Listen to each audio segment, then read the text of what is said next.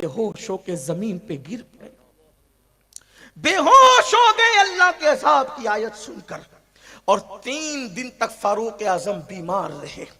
آپ سے میں پوچھنا چاہتا ہوں، آج ہم نے اپنی زندگی کو گناہوں کے لیے وقف کر دیا۔ آج ہم جب عذاب کی آیتیں سنتے ہیں، ہم جب اللہ کے عذاب کا ذکر سنتے ہیں، ہم ہنستے ہیں، کیا باتیں ہو رہی ہیں، لیکن ایک دن موت ہے۔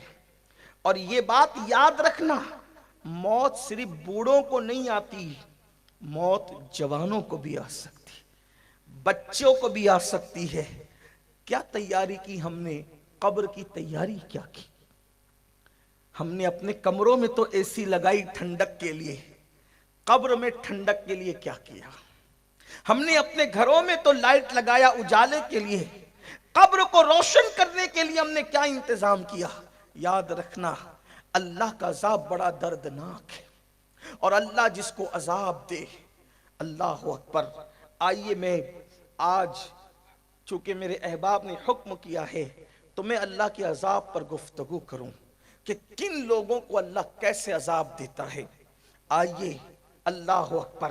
میرے آقا صلی اللہ علیہ وسلم کے دیوانوں، اللہ کے حبیب، ہم سب کے آقا غیب دا نبی صلی اللہ علیہ وآلہ وسلم ارشاد فرماتے ہیں کہ جب کسی بے نمازی کو اس کی قبر میں رکھا جاتا ہے جس نے نماز نہیں پڑھی، آج یہ بات عام ہے، جب نماز کا ذکر ہوتا ہے لوگ سوچتے ہیں یہ تو مولوی صاحب کی بات ہے کہ وہ تو نماز کا ذکر کریں گے، مگر ایک بات یاد رکھیں، نماز چھوڑ کر کوئی سچا مسلمان ہو ہی نہیں سکتا۔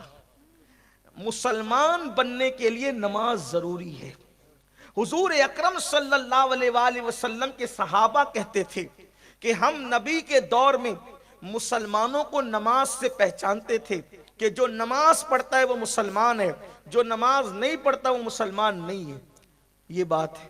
بڑے پیر کی 11ویں کرنے والوں، ہم کہتے ہیں غوث پاک کی 11ویں ہم کرتے ہیں، کبھی سوچا اگر نماز نہیں پڑھتے تو غوث پاک اس کو قبول بھی کرتے ہیں کہ نہیں کرتے؟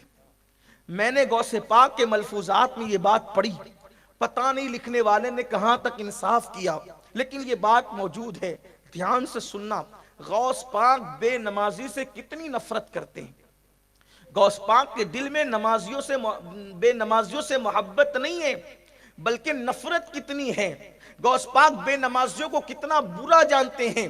سرکار غوث العظم دستگیر پیران پیر کا فرمان ہے، فرماتے ہیں اگر تم رستہ چل رہے ہو، رستے سے آ رہے ہو، اور تمہارے پاس راستے میں ایک کتا گندگی میں بھرا ہوا آ رہا ہے اور ایک بے نمازی آ رہا ہے، اب تمہیں دونوں کے بیچ سے گزرنا ہے، اب آپ کو یا تو کتے کی طرف ہٹنا پڑے یا تو بے نمازی کی طرف ہٹنا پڑے، تو تم ہٹو گے کدھر؟ وہ فرماتے ہیں جو گندگی میں بھرا ہوا کتا ہے اس کی طرف ہٹ جانا، مگر بے نمازی کی طرف مت ہٹنا، اس لیے کہ کتے کی جو نجاست ہے اگر وہ تمہارے جسم پہ لگ گئی تو اس کو آپ تھوڑے سے پانی سے دھل کر پاک ہو جاؤ گے، لیکن بے نمازی کی نحوست اگر تم پر پڑ گئی تو اس کو دنیا کے کوئی سمندر کا پانی دھو نہیں سکے گا۔ آپ مجھے بتائیں کہ بے نمازی سے اتنی نفرت غوث پاک کر رہے ہیں، اور ہم لوگ مسجدوں کو ویران کر چکے ہیں،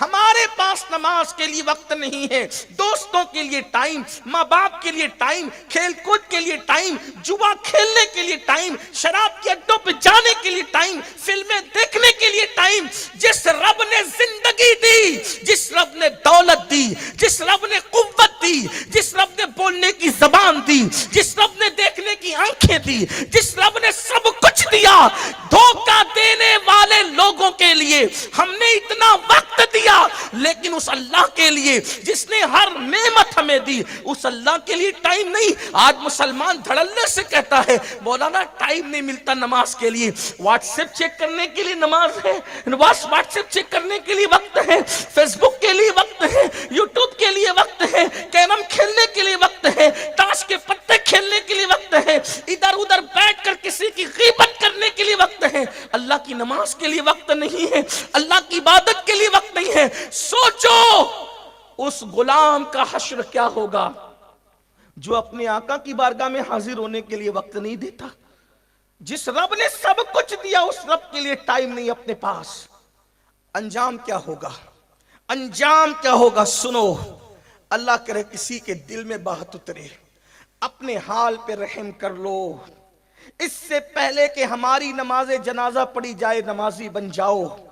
اس سے پہلے کہ موت کا فرشتہ آ کر ہمارے جسم کا تعلق ہماری روح سے توڑ دے، بدل جاؤ، ورنہ پچھتانے کے سوا کچھ ہاتھ نہیں آئے گا.